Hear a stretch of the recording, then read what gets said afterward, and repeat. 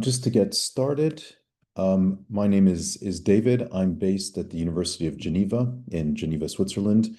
And together with colleagues, I run a project called the NCD Policy Lab. And one of the outcomes of this project is really focusing on the translation of science to policy. And clearly, data is an essential element of this. This project is a partnership with colleagues in Peru, Mali, and Kyrgyzstan. And there are three elements to this project. One is research, so getting more research. And I know that our colleagues today will be speaking about some of the work that they do and how research is necessary. Also, that is a key component of the Diamond 2A collaboration, which I'll come to in a few slides. This element of capacity development, how do we develop younger researchers? How do we develop capacities in contexts where these capacities might be missing? And then finally, how do we share these findings, this capacity with audiences that might fall outside of our traditional areas of focus? And so these three components of the NCD Policy Lab, you'll see align perfectly with the Diamond 2A collaboration, which focuses on improving our knowledge of type 1 diabetes. And so the this webinar series and the Diamond 2A collaboration also falls into the global agenda around type 1 diabetes. As we all know, we celebrated insulin centenary in 2021 and its first use in 2022. Diabetes is one of the 5 prioritized non-communicable diseases by the World Health Organization, but I think we can all agree that most of the focus has been on type 2 diabetes. Within the World Health Organization, we have the Global Diabetes Compact. We have now we have the global targets that many of you will be familiar with, which include, of course, a specific target for type 1 diabetes, which is 100% of people with type 1 diabetes have access to affordable insulin treatment, blood glucose self-monitoring, sorry. And there are also 2 other initiatives that I think are worth mentioning. One is the Lancet Diabetes Endocrinology Commission on type 1 diabetes, supported by Breakthrough T1D and the World Diabetes Foundation. This webinar series is also part of that process of ensuring that the element of data is captured within the work of the commission. And then some of you may have participated or heard about this international meeting on type 1 diabetes that was held earlier this year in Copenhagen in collaboration with the World Diabetes Foundation, East African Diabetes Study Group, Danish Diabetes and Endocrine Academy, as well as the University of Geneva. In thinking about type 1 diabetes, it is a common chronic disease, most frequently diagnosed in children and adolescents, but the data now and Professor Sarah Wild and Professor Anders Green, as well as Professor Tuomilehto, have highlighted that although this is a condition diagnosed in children and adolescents, it is frequently occurring in adults. And specifically for type 1 diabetes, there's a need for insulin to ensure survival in parallel to a wide range of support systems from the health system and social system. And again, the importance of data to capture all of this. We see an increasing burden in low and middle income countries. And again, the need for the health system capacity to respond to this increasing burden, and again, the importance of data. So what do we know about type 1 diabetes? We know that there's a lack of data in many contexts on incidence, prevalence, and mortality. I'm from Switzerland in a high-income country, and we have no idea beyond some key pediatric facilities how many people with type 1 diabetes there are in Switzerland or any other data. We've had previous successful international collaborations, and we're very lucky to have 3 experts in this area who've contributed to these global initiatives, the Diamond study and the EuroDiab study. Many of you will be familiar with the International Diabetes Federation estimates presented in the Diabetes Atlas, initially presented from the ages 0 to 15, then to 0 to 19, until this year, where there's now all ages presented using data from the Type 1 Diabetes Index. It was interesting to see that in 2021 and 2022, there are a series of publications around the epidemiology of type 1 diabetes. In 2021, a paper led by Professor Anders Green, who's speaking today, looked at the global estimates of incident prevalent cases in children and adults for the year 2017. In 2022, there was a global incidence, prevalence, and mortality of type 1 diabetes in 2021 with projections to 2040, which was a modeling study, which that publication then became the Type 1 Diabetes Index.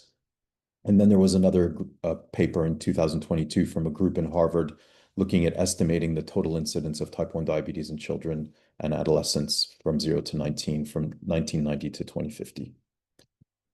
So with all this environment, with colleagues, we had this correspondence in the Lancet Diabetes and Endocrinology presenting a plan to improve global type 1 diabetes epidemiology. And part of this plan then led to a core group of experts coming together, firstly during discussions and a presentation in Dar es Salaam during the East African Diabetes Study Group, with some work led by Professors Silver Bahandeka and Kaushik Ramaya, and then a meeting in Geneva in November 2023 with 15 experts from 11 countries. This meeting was supported by the Swiss Agency for Development Cooperation as part of the NCD Policy Lab, as well as a collaboration with the Steno Diabetes Center in Odense.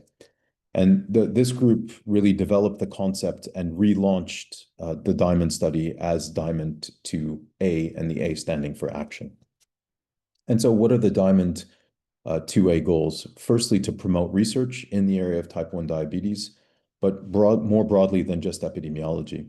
The second is to support the development, maintenance of sustainable, cost-effective health systems, really highlighting this need that type 1 diabetes requires insulin and other supplies to guarantee the survival of people with type 1 diabetes.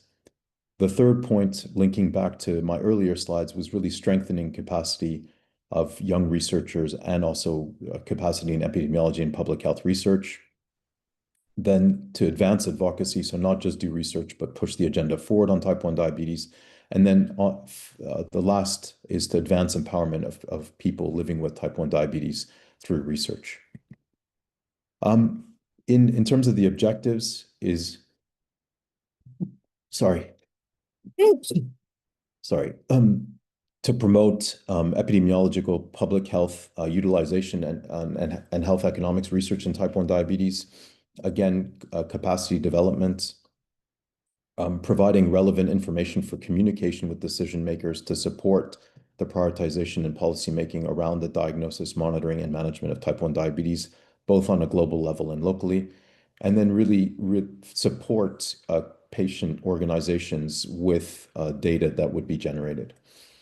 And so really the principles that guide the DIAMOND 2A collaboration are data quality and standards, data security and preservation, compliance with regulations, which we know have evolved significantly over the past few years, transparency, data ownership and intellectual property rights, focusing on that the data is owned by the researchers in the countries where they're from, really taking into account the ethical considerations, and then finally making sure that this data is accessible to as many people as possible.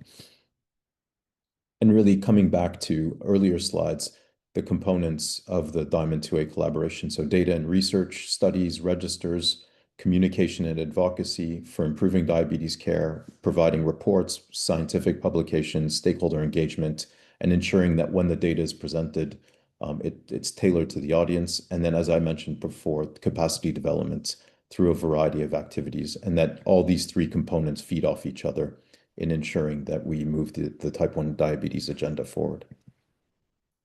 And so with all that in mind, we've, with colleagues and with, I thank Sarah Wild, Jaakko Tuomilehto, and Anders Green for also helping organize this series.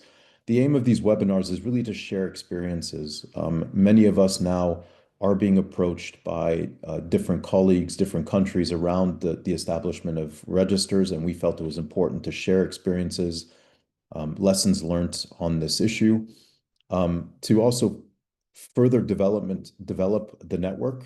As I showed you, the people who met in Geneva a few years ago now were 15. We've expanded that network, and we hope to continue to expand that network further. We also want that these webinars contribute to the overall thinking of the Diamond 2A collaboration. Have we missed something? Do you have any feedback? And also, as I mentioned, to provide input to the Lancet Diabetes and Endocrinology Commission on type 1 diabetes on this key component of data and type 1 diabetes. And you can see here, so this is the first of our webinar series with a spotlight on Europe, with Professor Sarah Wild speaking on Scotland, followed by Professor Jaakko Tuomilehto speaking on Finland, and finally Anders Green on Denmark. But you can see that we have a whole series of webinars, lessons from different contexts, a spotlight on Latin America with some presentations in Spanish, a spotlight on India, a spotlight on Sub-Saharan Africa, and finally, 2 experiences from the field, one from Kyrgyzstan and one from Graham Ogle from Life for a Child. So without anything further, I will hand over to Sarah Wild, who's Professor of Epidemiology at the University of Edinburgh. Thank you, Sarah, for your presence today, and look forward to your presentation. Thank you very much, David, and thank you very much for setting up and hosting these webinars. It's a real pleasure to be here and able to participate in the webinars, and also to talk about Scotland, my favourite country within Europe. So next slide, please. So this is what I'm going to cover in the presentation, a bit of background about Scotland and the population-based diabetes register, and then I'm going to cover the key aspects of epidemiology, incidence, prevalence, mortality, and then extend a bit further with additional work that we can do using the population-based register in Scotland to describe quality of glycemic control in people with type 1 diabetes. Next slide, please. So here's a map of Scotland on the right-hand side, with it featuring in the bottom left of the map. I've somewhat cheekily added Scotland to the list of Nordic countries because many of us in Scotland would like to think we have more in common with the Nordic countries than our large neighbour to the south, England. So the other thing I wanted to say at this point is that Scotland, like the rest of the UK, including England, has a publicly funded healthcare system where insulin and glucose monitoring equipment is free to people with type 1 diabetes. We don't yet have full coverage of the new technologies, for example, insulin pumps or hybrid closed loops. That's a work in progress and a real challenge, even for the healthcare system of a high-income country. As you can see in the map on the right, Scotland is divided into 14 different health boards, different regions, and now there are about 900 general practices or primary care practices throughout Scotland. Next slide, please. Oh, and I forgot to say the population of Scotland is about 5.5 million at the moment.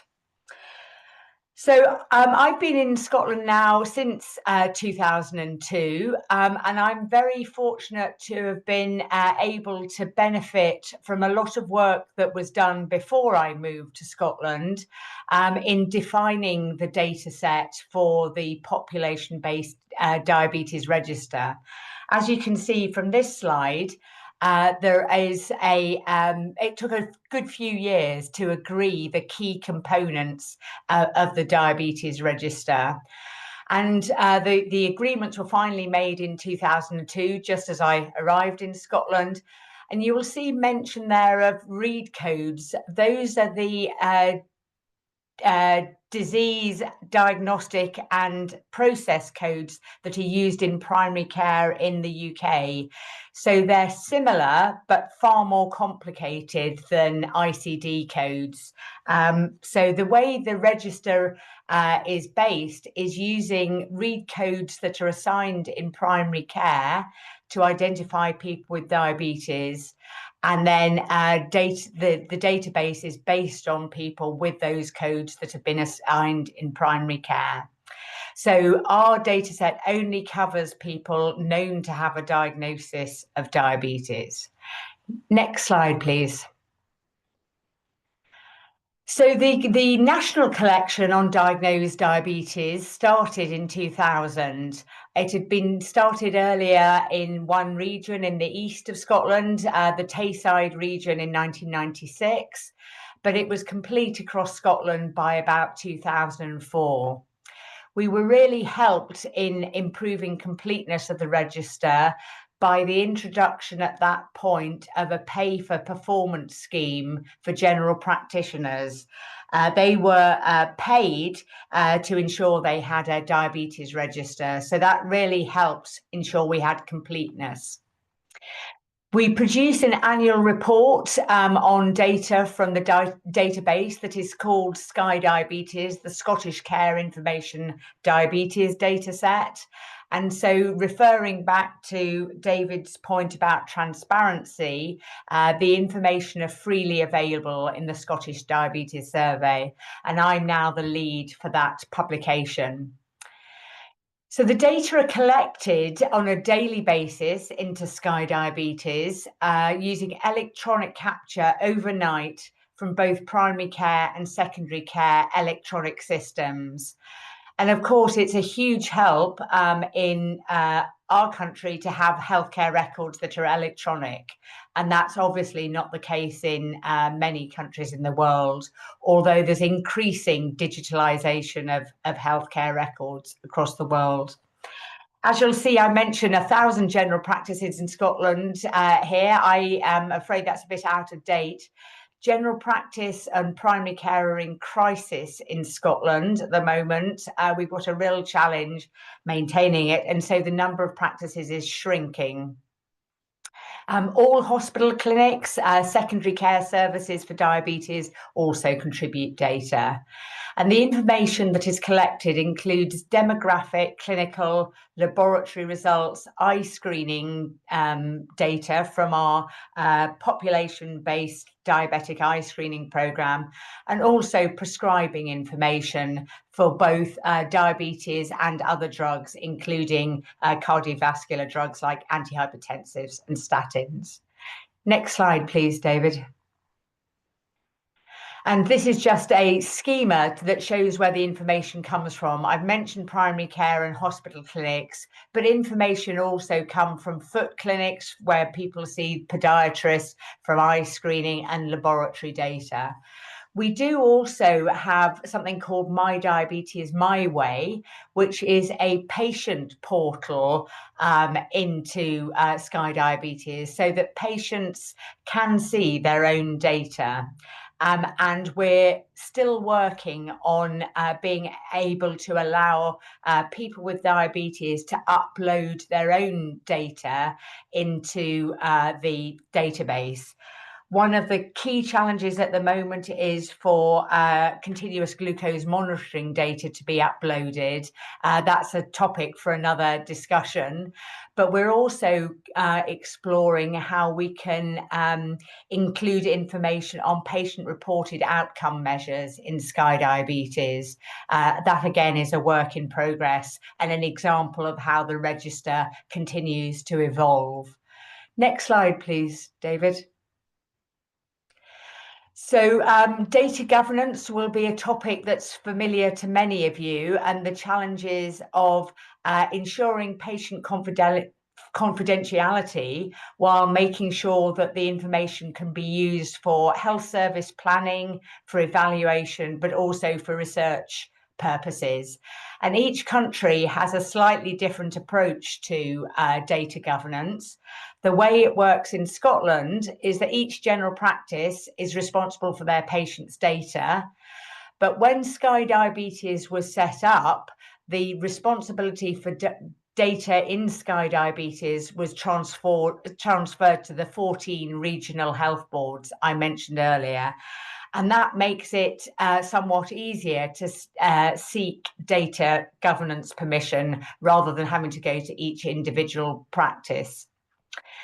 More recently, Public Health Scotland, our central body, has obtained approval to host an extract of Sky Diabetes data. Again, there was a data governance stage, even though it's the National Statistics Agency, but itself has to go through data governance approaches to have access to the data. For research purposes, then, the data are stripped of identifiers, they're pseudonymized, and then they're held in a safe haven, which only people with approved data governance training can access. And then also for researchers, there's a further approval stage needed from the Public Benefit and Privacy Panel, which approves data linkage to hospital admission, cancer registration, death records, as well, which is hugely valuable for research. We're very fortunate in Scotland that we have a unique identifier that enables us to link health records. It's not as useful as in other Nordic countries where a single identifier is used across all national data sets. At the moment, we can only link health and social care data, and it's more difficult for us to link to information about income and education, for example. In addition to the Public Benefit and Privacy Panel approval for data linkage, for research purposes, we also need to get ethical approval for the use of data for research. And then we also have a system of sponsorship based on where the researcher is based. And so we have a local research office that also has to provide approval for each individual research project. And this landscape of data governance keeps changing. It's increased over my 20 years in Scotland, fortunately seems to have stabilised now. Next slide, please, David. So I'm going to show you some Scottish data now after that introduction. And this is information going back to 1968. I'm sorry the text is so small, but the left-hand corner of the x-axis goes back to 1968, where patterns in type 1 incidence for children under 15 years of age were based on hospital admission data. Now, back in that period, hospital admission data was a reliable way of identifying incidence of type 1 diabetes, because all children with type 1 diabetes were admitted to hospital at that stage. That particular study period ended in about 1983. And after that point, it became less common, although the majority of children were still admitted to hospital on diagnosis. Some were managed as outpatients. And so at the same time, also the approach to data collection changed.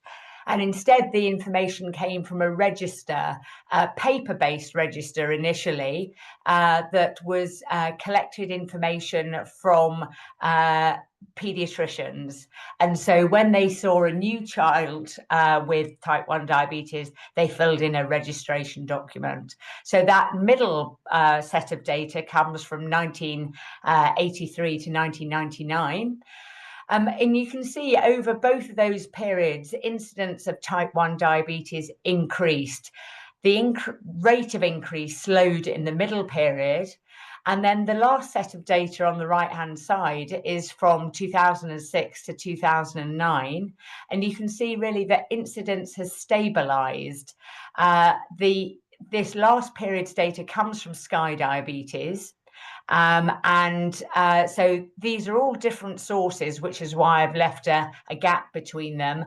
And I would also like to point out the lines I've drawn, just drawn by eye. They're not statistical regression lines. But I don't think we need the formal statistics. We can see what's happened in the last nearly 20 years is that incidence seems to have leveled off. And I suspect that the following speakers will show similar data from their country. It's a pattern that's been observed in other high-income countries, but this is not the same pattern that's seen across the rest of the world. In some countries, incidence is continuing to rise. Next slide, please, David. And so taking the data from this most recent period, this was work done by India Thompson, a master's student for her dissertation. And this slide shows information on age and sex-specific incidence of type 1 diabetes in Scotland. And so along the x-axis is age group or age, individual age at diagnosis. And you can see the peak incidence in Scotland is at the age of 10 for girls and the age of 12 for boys. So incidence increases steeply throughout childhood up to that point and then declines. We have a sex difference that's particularly obvious in young adulthood and middle age. Overall, incidence is higher in boys and men than girls in women, and partly driven by this middle age period. Another possible explanation, of course, is that we have some misclassification of type of diabetes. We do run an algorithm on the data to try and improve classification of type of diabetes. It can be difficult to classify type exactly, but again, that's something that perhaps we could discuss further if we have more time. Next slide, please. Also, as part of this work, India described the association between socioeconomic status and incidence of type 1 diabetes.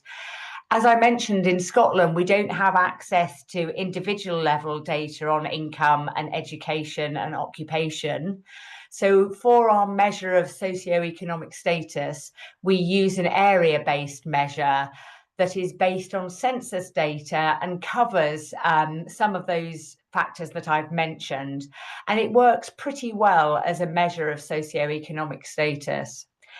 So as you can see here, in the top left-hand graph, there's really very little association in under 15-year-olds between socioeconomic status and incidence of type 1 diabetes. In older adults, it appears that there's an higher incidence in the most deprived fifth of the population. And according to the previous literature, it's mixed debate about the association with socioeconomic status. In fact, some earlier data had suggested that the association was the other way around, that type 1 diabetes was more common in less deprived or more affluent populations. Next slide, please. David mentioned the International Diabetes Federation Atlas, and this is just a snapshot from that. On the left-hand side, showing the countries with data for children under 15 years of age, and the countries with data for young adults on the right-hand side. So the colours denote the incidence, and the darker blue reflects countries with particularly high incidence. The key message I wanted to get across, though, from this slide was the limitation. So the grey colour indicates countries or regions without any data on adult incidence. And you can see there are big gaps in our knowledge. Next slide, please. So I just thought I'd put the Scottish data in context of some other European countries. So Finland, Jaakko will tell you again that Finland has the dubious privilege of being top of the charts for incidence of type 1 diabetes. Scotland and Sweden have very similar levels. And then if you look at other parts of the United Kingdom, there's lower incidence. This relates to a hypothesis that latitude might be related to incidence of type 1 diabetes. And again, I think Jaakko will expand on that topic. Next slide, please. And David also mentioned that there have been several estimates of the numbers of people with type 1 diabetes across the world. And this was really to try and put the data on known type 1 diabetes from the UK and the right-hand side of the table against the estimates from the published estimates. So we think we've got about 330,000 people in the UK with type 1 diabetes, and that's slightly lower than Anders' estimates for 2017 and quite a bit lower than the type 1 diabetes index estimate, previous estimates. But I need to update this slide because there are now new sets of estimates coming out from both sources where we've used UK data to try and improve the estimates, certainly for the UK, as other countries' data have been improved as well. Next slide, please. Just to show you how prevalence of type 1 diabetes differs with age across Scotland. So we have the peak prevalence in about 50-year-olds, and there's really quite a sharp drop-off after that. So the total population prevalence in Scotland is 60 per 10,000, or just over 0.5%, slightly more than 1 in 200 people in the population. And this age-specific prevalence over my time in Scotland, fortunately, has shifted to the right, suggesting that there's better survival of people with type 1 diabetes. Next slide, please. We've done some work, my colleagues, on life expectancy of people with type 1 diabetes. We need to update this because this only goes up to 2010. At that time, we estimated that the average life expectancy of somebody who was 20 years of age with type 1 diabetes was about 11 years shorter than somebody who didn't have type 1 diabetes. This estimate was explored further according to whether people had renal problems or not, because it had initially been thought that it was the renal complications that reduced life expectancy. Unfortunately, we saw that even people with type 1 diabetes, normal renal function, lost about 8 years of life. So we're very much hoping that estimate is reduced when we redo those estimates. Next slide, please.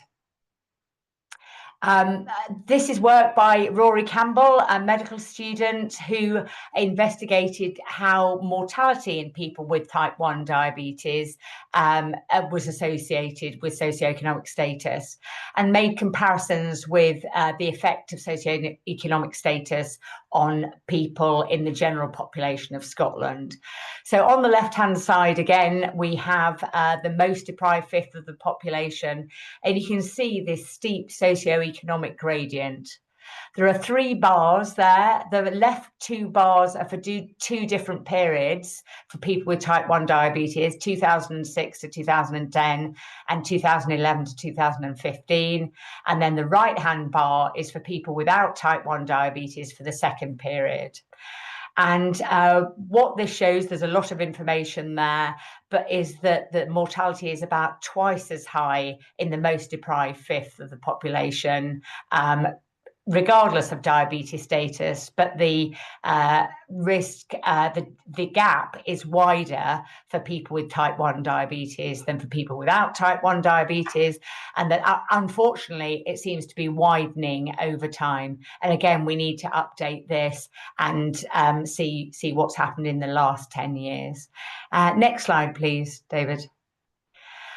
There's data collated by Diana Maliano's team and Paz Ruiz, who has collated information from countries that had data.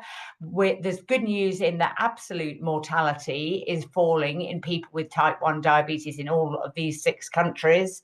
But unfortunately, the mortality relative to the non-diabetic population is staying relatively stable. Next slide, please.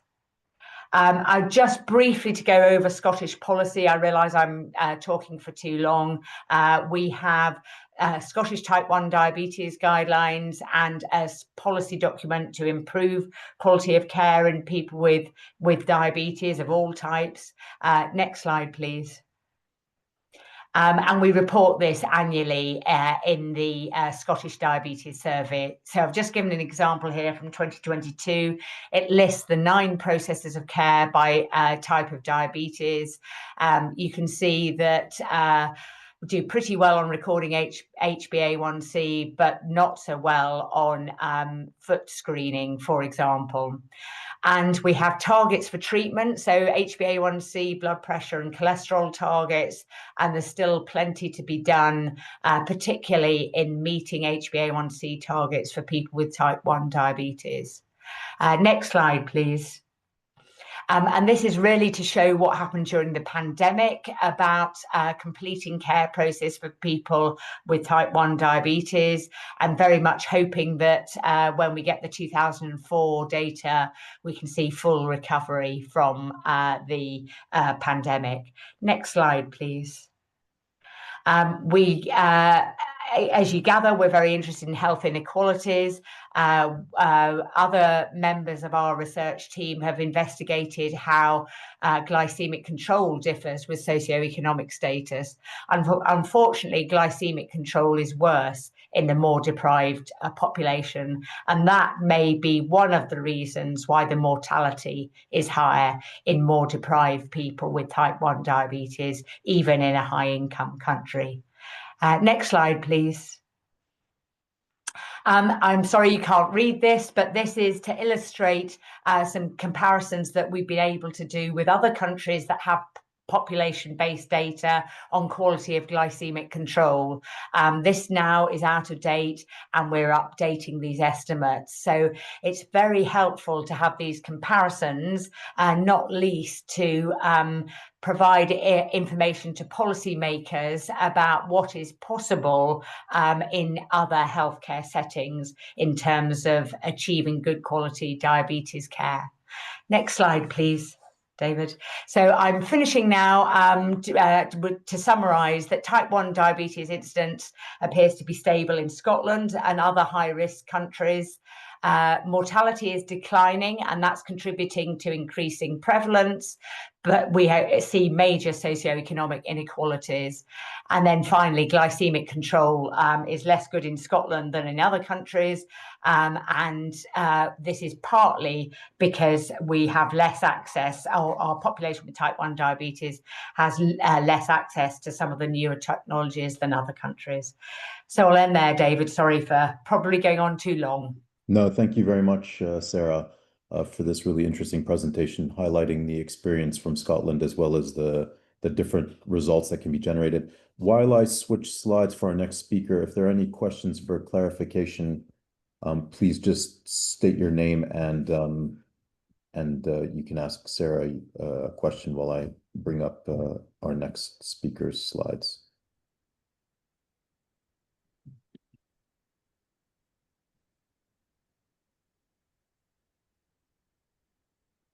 Nope, I see Benedetta. Please, Benedetta, go ahead. Hello, Sarah, and thank you very much, David, for organizing the webinar. The presentation was really interesting, and I just have a question regarding more the how the system and the general practitioner is structured in Scotland. Because, for example, in Italy, the general practitioner are contracted within the Italian health system, but are not part of the health system. So how this is, how is the structure in Scotland, and so that it might for sure be a facilitator also on the capturing of the population with diabetes. And another question is regarding if you have exemption for differentiated for type 1 and type 2 diabetes, or if when a patient is diagnosed at primary care level, they include this differentiation I don't know if this second question is clear or I should revise this. Thank you, Sarah. Okay, thank you, Benedetta. Yes, so primary care and secondary care are separate in the UK, and they're not structured in the same way. But I think from what you've said, there's a closer link than there is in Italy. So general practices are contracted by the National Health Service to provide care. And so as part of that contract, then they are expected to provide data. And particularly with the pay for performance scheme, that was very much you provide data or you don't get paid. So it's part of their payment from the National Health Service. That probably makes it easier within the UK to set up a register than in Italy. Then your second question, I think, is about whether general practitioners assign type 1 or type 2 diabetes diagnoses. So there are separate codes, so there are separate read codes that are used for type 1 and type 2, but there is also a diabetes type not specified as well, because it can be difficult even for experts to assign type. What we see with the register is that we see people with both type 1 and type 2 appearing over time. So for what Sky Diabetes does itself is have an algorithm to assign the most likely type of diabetes when there are different sorts, on top of the one that we use for research. Secondary care diagnoses tend to be given more weight than primary care, but most care is in primary care. All people with type 1 diabetes should be followed up in secondary care in Scotland. One of the problems, I think, for our data in distinguishing type is historical. Back in the day, before we had type 1 and type 2, we had insulin-dependent and non-insulin-dependent diabetes. And of course, a lot of people with type 2 treated with insulin got misclassified as type 1. In recent years, that seems to happen less often. Hope that answers your question. Thank you, Benedetta, for your question, and thank you, Sarah, for your answer. In the interest of time, we'll hand over to Professor Jaakko Tuomilehto, and if you do have other questions, please either put them in the chat or save them for after the presentation. So, Jaakko, over to you. Thank you. Thank you very much, David. It's a great pleasure to join this webinar today and talk about the Finnish perspective of type 1 diabetes. Next one. Finland has about the same size of the population as Scotland has, or Norway. And as you can see, the land area is a little bit bigger than the United Kingdom, but it's not so much populated, and especially because we have almost 200,000 lakes, and it's difficult to live on a lake. And the temperature is interesting thing. The lowest temperature last year was -44, so it can be pretty cold in the country sometimes.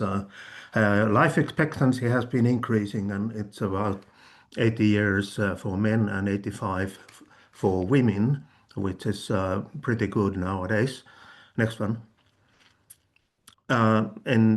What is great, Finland is the happiest country in the world, and 6 years in a row already voted to be the best or happiest country. And as you can see here, all the Nordic countries are pretty high on a ranking list here. Scotland is not separately included, but the United Kingdom goes in the rank of 23, and the United States 24 only. So this is something good news here. Next one. However, the bad news is that we have a highest incidence of type 1 diabetes. This was the first analysis in the 1980s. We collected data from the groups that we knew they had the population-based data, and we did a different correlations here. The average yearly temperature, showing that the Finland has a low temperature and high incidence. So this analysis was very much biased because of the small number of countries included. Next one. And then we did the review of the published data where at least 5-year trends were published in the 1990s, and we could point out that the Finland already in the 1960s had the highest incidence compared with the other countries and continued to be so. And also, as was the evidence that basically in all countries, the incidence of type 1 diabetes in children has been increasing during the 1970s to 1990s. Next one. Now, Finland has a lot of different registers, actually more than 20 health registers for various diseases or conditions or procedures.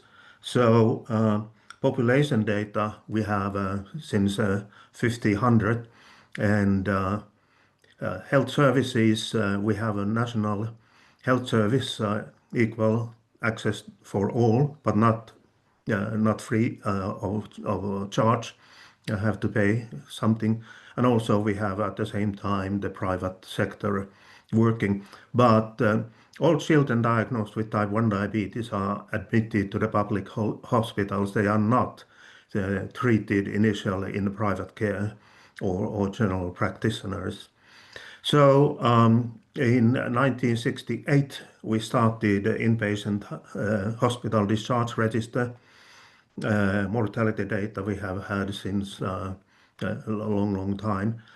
And then we had a legislation which provided reimbursement of drug costs for selected diseases, including diabetes, since 1965.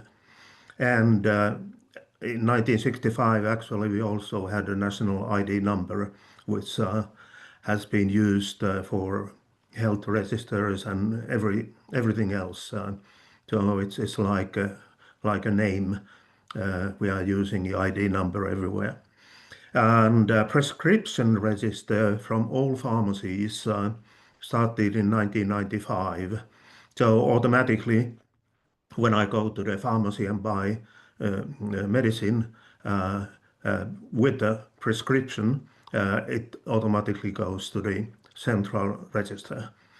And then now, since 2018, we have a so-called diabetes quality of care register, which is tell you more about it. Next one. Now we did the analysis of the use of new insulin treatment in children with type 1 diabetes based on this reimbursement of drug costs in 1965. And interestingly, the trend was completely linear until 2000. Very little fluctuation year to year. So that was an interesting observation that how can a disease be increasing such a linear way? There is hardly any other disease that has a similar linear trend.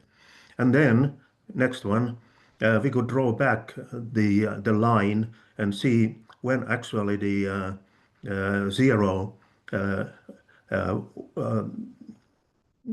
cases happened, and it's somewhere in 1935. We started the insulin treatment in 1927-28.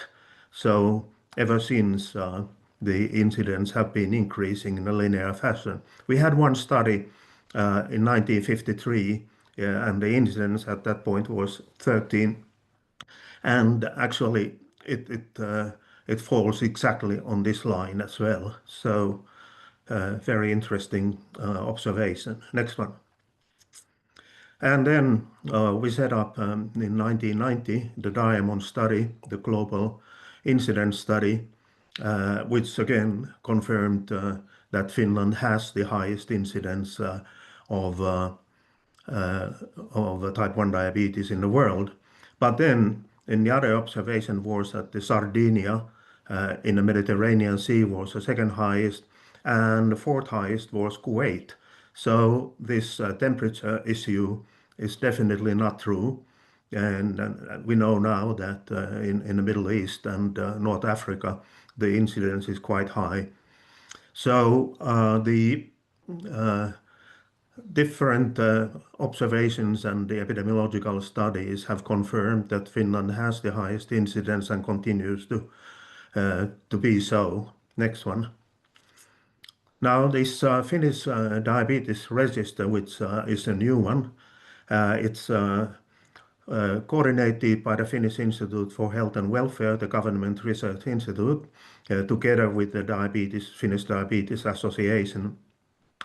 And so the quality register is aimed at monitoring the quality and effectiveness of treatment of people with diabetes, but also it provides data for research purposes.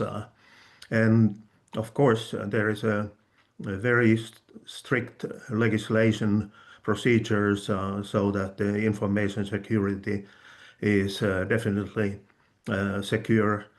We have a national legislation how to use the data from different health registers, and there is the application procedure which is very carefully scrutinized. Next one.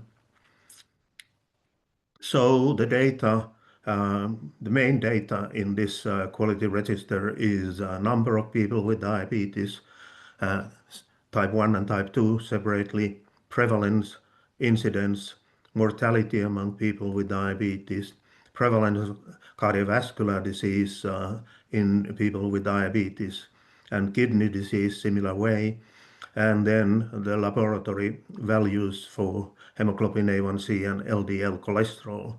We also have some data on blood pressure, but these data are not so high quality, so that I'm not showing them. Next one. So there are three different main sources of information. First is the so-called Patient Information Archive, which is a national database where all the data from the clinics go, including laboratory results, diagnosis, procedure codes, and so on and so on. Anybody with the ID number can go and look at their own data whenever they want.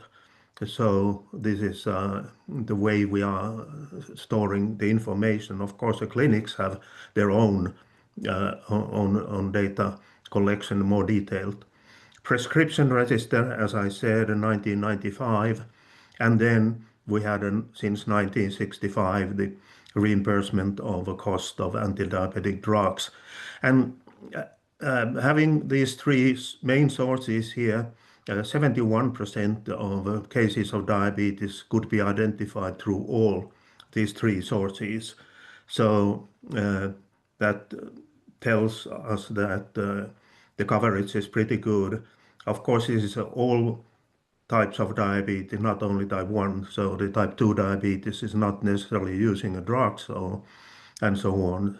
And the laboratory values may be artificially high in sometimes, so that there could be some bias, especially for type 2 diabetes. Next one. Now the data. Here is a number of type 1 diabetes, cases of type 1 diabetes in Finland over a 5-year period since 19 2018, and you can see that it started about 40,000 and now approaching gradually to 45 and 50,000 individuals, all ages. Next one. And then prevalence of type 1 diabetes standardized by age and sex has been increasing. It's about 0.75% and gradually increasing. Next one.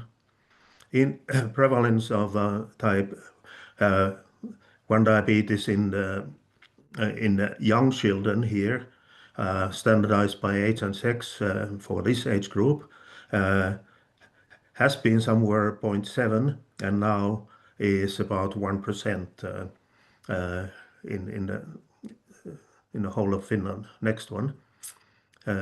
Here are the different hospital districts where children have been admitted, and you can see that there is some variation from approximately 0.4 to 0.7% in the beginning, and now it's about 0.5 to 0.8% in this age group. Next one. And then young adults, again, a similar, almost similar level of prevalence than in children, and again increasing over the years. Next one. Then the older adults up to 74 has been rather stable, but a little increase here as well, about 0.9% today. Next one. Now, incidence. This is the all ages, and the incidence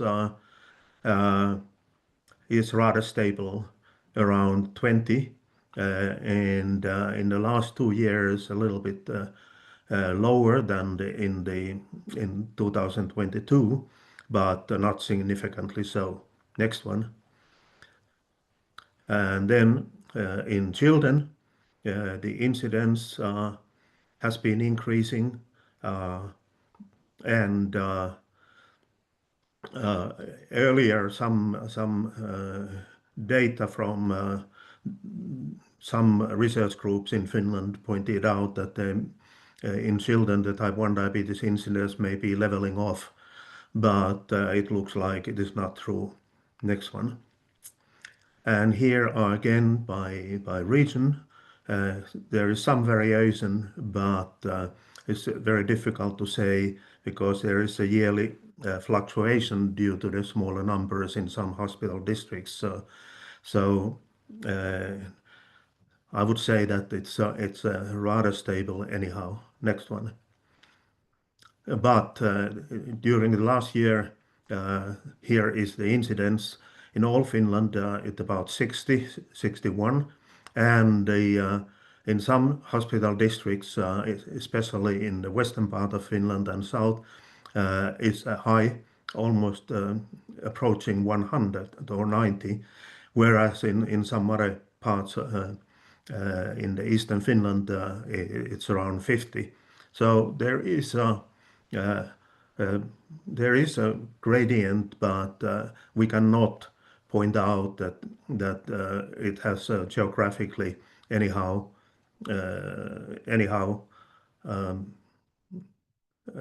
graded, and we have not analyzed yet the socioeconomic status, but the previous studies show that there is no association between socioeconomic status and type 1 diabetes incidence. Next one.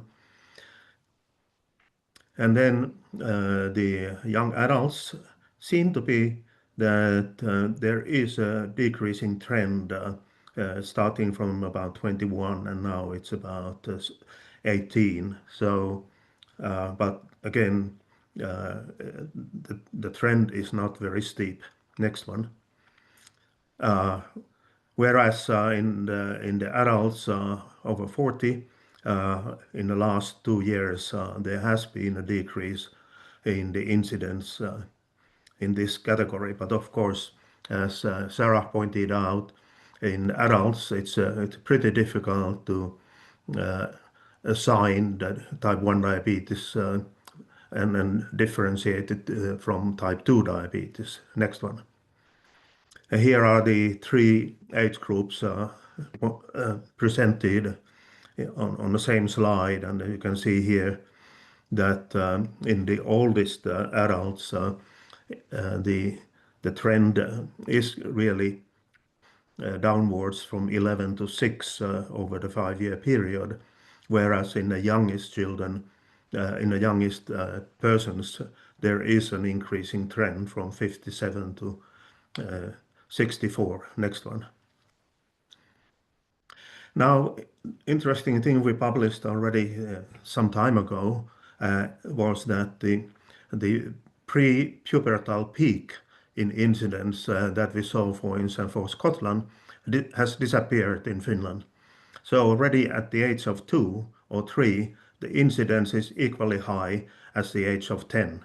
The peak is not really clear at all, except for boys. It seems to be 14 years, but for girls, it's pretty flat from age 3 to age 11, and then going down as in other populations as well, both in boys and girls. And you can see that the boys have a little bit higher incidence than girls, and especially after puberty, the difference is becoming very clear. Next one. Mortality, a couple of words about it. Standardized mortality ratio comparing people with type 1 diabetes to the population as a whole has indicated that there is a decreasing trend, although not very strong, but still there is a decreasing trend in the all ages, is standardized by ASEAN. And next one. One study that compared early onset and late onset type 1 diabetes cohort for a 20-year period, published about 15 years ago, that showed quite clearly, as you can see, that standardized mortality ratio in early onset cases of type 1 diabetes has decreased significantly, whereas in the late onset cases diagnosed at the age of 15 to 29, the mortality has been increasing, doubled actually, from 1970 to 1985 to 89. So very interesting observation that the mortality is behaving differently between the early onset and late onset type 1 diabetes in Finland. Next one. Then one word about hemoglobin A1C.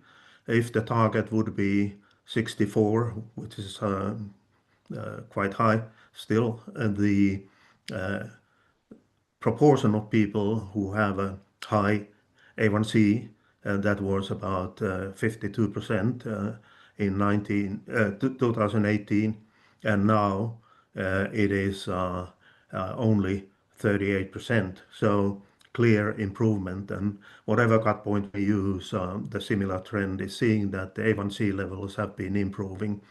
We don't see any problem with the COVID period, as we saw in Scotland, for instance, that there was some impact on the A1C levels. We don't see that. Next one. And here are different hospital districts showing the LDL cholesterol measurement. It's pretty good that in most part of the country, more than 90% of people with type 1 diabetes have a LDL cholesterol value in the national patient archive.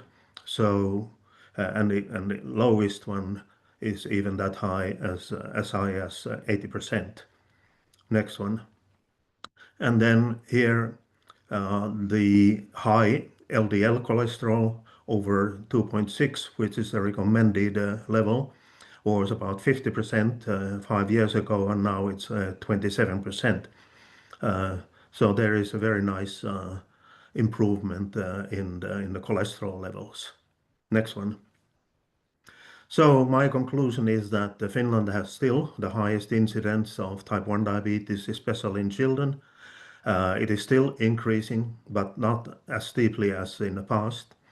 In the middle-aged population, the incidence is also relatively high, around 20, which is kind of a average for many European countries for children.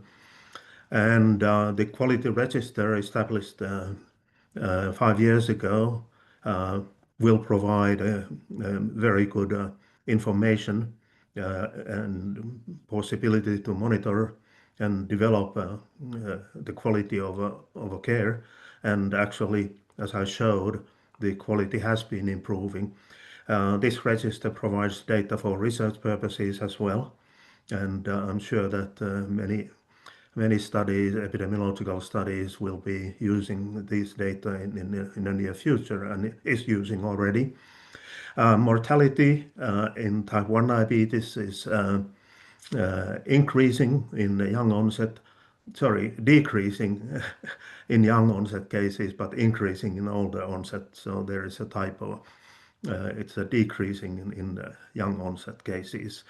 And then, of course, we are looking forward to compare our data, especially within the Diamond 2A collaboration between the other countries and carry out the collaborative research. Thank you very much for your attention. Thank you very much, Jaakko, for your presentation. In the interest of time, if you do have any questions for Jaakko, please feel free to share them in the chat, and I'll quickly pass on to our last presenter today, Professor Anders Green. Anders, your slides should be coming up any minute.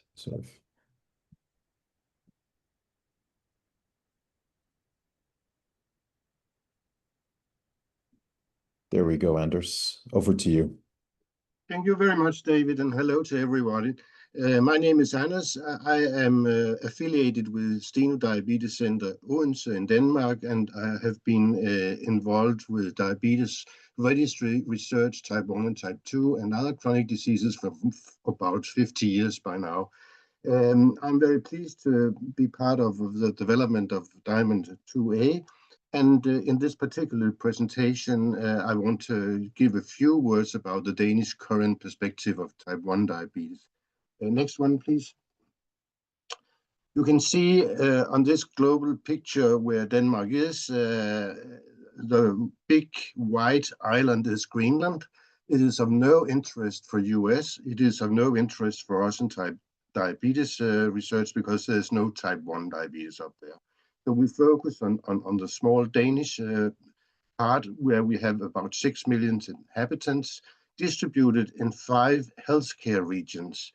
And I should say that for diabetes care, we have a network of so-called Steno diabetes centers, one center for each of these healthcare regions, and they should collaborate and provide guidelines and increase level of care, standard of care for patients with diabetes in Denmark. I'm actually situated right now at the end or starting point of the arrow, as you can see in the middle of the country. And I should also say, I'll give a few words that Denmark is considered, like the other Nordic countries, a kind of mecca for register-based health research, which is important for our discussion on type 1 diabetes. Next one, please. What I shortly will cover in the remaining time of this seminar is a little bit about register-based health research in Denmark, about specifically type 1 diabetes research in Denmark. What do we have of current data on type 1 diabetes, the epidemiological corresponding profile, and then put Denmark on the European map shortly at the end, and then concluding remarks. That will be the content. Next one, please. about register-based health research in Denmark in general. We have had census data, mortality data for several centuries, actually. It was digitalized since 1968, so we have it on record and accessible in digital systems since then. We have a tax-paid health service system with equal access for all and in principle free for all, but there will be extra services if you go to be paid for if you go to a private practitioner, which you can. But in general, all persons with diabetes will be managed in Denmark in principle by the public healthcare system, as organized in these 5 centers I told you about before, together with a primary care system for uncomplicated persons with type 2 diabetes. And as I said, we have central health registers established and made available for research as a tradition. We have hospital activities starting back in 1977 and including outpatient activities as well from about year 1995. We have prescription registrations with all prescribed medicines handled by pharmacy since 95. And we have a range of special nationwide registrations covering, for instance, cancer since 1943. That's the oldest in the world.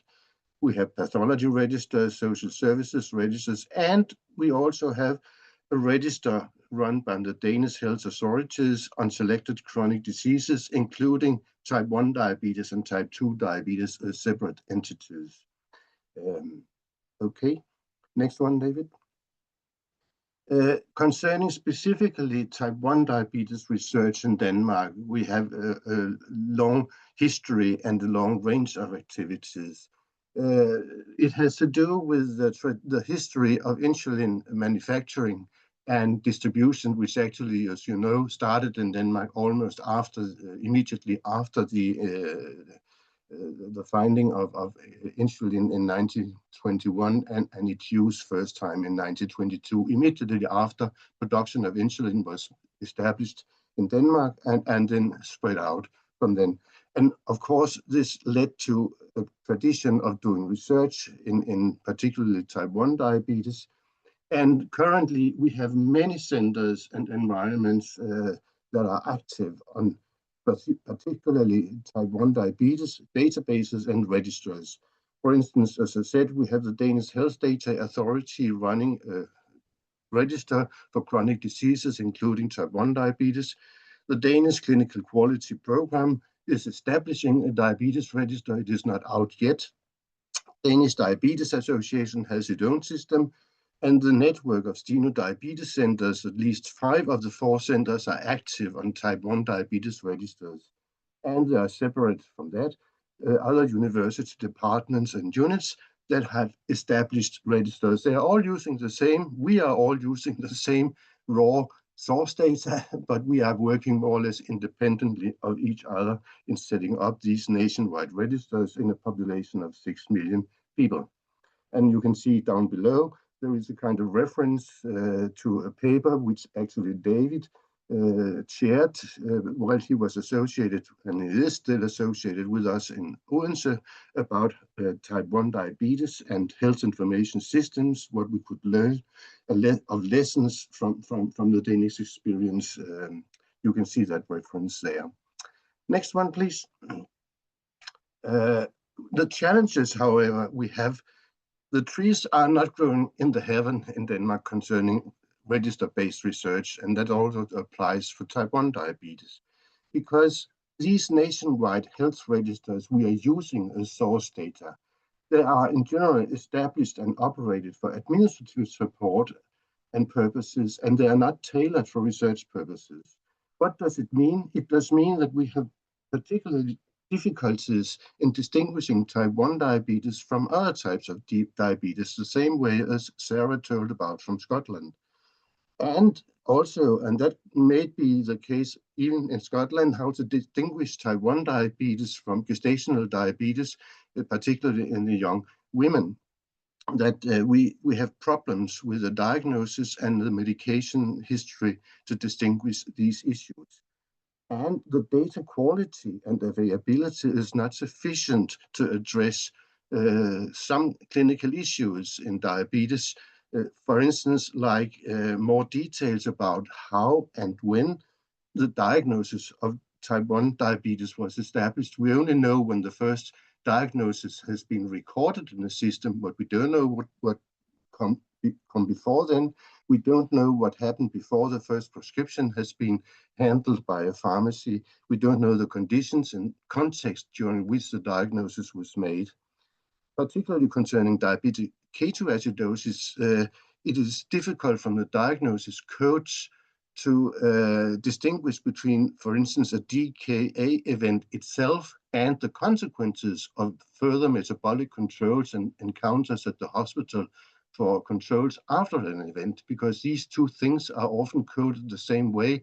Therefore, we can't distinguish really. That's a really mess, as I can say. And we have the same issue with data on pump use, that sometimes it's recorded that patients are supposed to use a pump, but they never take it up and therefore never use it. And we can't see when they stop using pumps. And that was just examples of the shortcomings we are facing. Next one, please. This slide shows trends in incidence numbers, not rates, but absolute numbers of cases, annual new cases for all ages, as far as it has been published and to some extent unpublished as well. You can see the upper red line, that is the official Danish Health Data Authority database for chronic diseases, and this is for type 1 diabetes. You can see a slightly decreasing tendency, but at a much higher level than for the other the other results from the other sources of databases we are talking about. And for instance, the blue one from 2015 to 2023 is slightly increasing and is produced by the database at the Danish Diabetes Association. In contrast, you have on the left side from year 1995 until we have data reported until, I think it's 2016, from the NCD Diabetes Center Odense, showing a slightly decreasing incidence for all ages. And we have our own, so far unpublished, but newly established database at the NCD Diabetes Center Odense, where we particularly try to overcome the problem of misclassification of type 1 diabetes with type 2 diabetes in people with late onset diabetes. We have a more stable long-term incidence level for all ages. I should say that for young people, we have an increasing trend, but I'm not showing this at this presentation. But you can see slightly different pictures and patterns depending on which database you are referring to, and particularly strange patterns from the Danish official data source. And I think it's a coding error, if I should be honest. I don't know, I just checked it this morning. They still report these numbers, which we don't believe actually. Next slide, please. In this slide, I'm taking the same results as before, but now I'm putting it on a longer time framework, and I'm using the newly published type 1 diabetes index data for Denmark. That's a stippled red curve coming from 1960 throughout year 2000 with projections through year 2040. And you can see they have an increasing estimated annual number of new cases over the years, with a strange plateau from let's say year 2023 or so, and some strange lines at the end. I don't know what is happening there by them. The black stippled line is our new, what I call Diamond 2A global model for diabetes, with data for particularly Denmark taken out. It is unpublished. We are working on getting it out for publication, and we are working on getting it out for distribution and use in the network like Diamond 2A, so we can validate the data. But you can see we have a more conservative but still increasing incidence estimate trend for type 1 in Denmark over the years up to year 2050. And I believe this more than the other estimates. Next slide, please. Again, this shows what is reported or will be reported from the existing databases, the central databases, the most important of them in Denmark. And what is a surprise to me is, first of all, you have this increasing trend in prevalence. This is a consequence of, to part extent, increasing incidence, but also improving prognosis that builds up prevalence. That's by nature. But what is a little bit of concern to me is the big variability in the estimates provided by the different databases. We are using the same resources, the same source data, but we get quite different results. And that's a little bit of a concern for me. And that's the main picture, the main intention of showing this picture to you. Can we take the next one, David? Here we put it on the long-term scale again, taking the same results as for the slide before, but now adding the trend lines as provided by the type 1 diabetes index, that's the red stippled one, and our new global model applied particularly to Denmark with the stippled black line. And you can see that we foresee a steadily increasing prevalence, both of us, and we are ending up with about 45,000 in year 2050 with our model, and we are currently about 23,000 today. And again, you can see that we are different from what is provided by the existing databases, and I think that's because we are still fighting with mixing misclassified type 2 patients as type 1 patients, and that is some of the explanations by the differences. Next slide, please. Just to put Denmark on the European type 1 diabetes map, here I'm using again our new global model for the various European countries, and on the left panel with the red colors you can see age-standardized incidence rates corresponding to year 2025, with a range across Europe from 7.4 up to 35.3 for all ages. And you can see, as Jaakko also highlighted, that Finland has the highest incidence level. That's the most intense red color. And you can see the different picture across Europe. If we took this picture about 40 years ago, during the Eurodive studies, we would have seen that it was a more clear north-south gradient. But with more data and in new developments, we have a much more mixed picture that Eastern Europe, Central Europe is coming up also as a moderate to high risk level country now, or region now. But at least you can see, if you go to the right panel with the prevalence proportions, you can see that more or less the pattern of variability as seen in incidence is also seen in the current prevalence proportions standardized across age groups, and with a range between countries that it is about 20 to 30 times higher than the incidence level, as should be expected from the relationship between incidence and prevalence in countries with relatively high care levels for type 1 diabetes. So this picture will change over time, and we hope to be able to monitor that using input from organizations and networks like Diamond 2A. Could I have the last one, David, with the concluding remarks?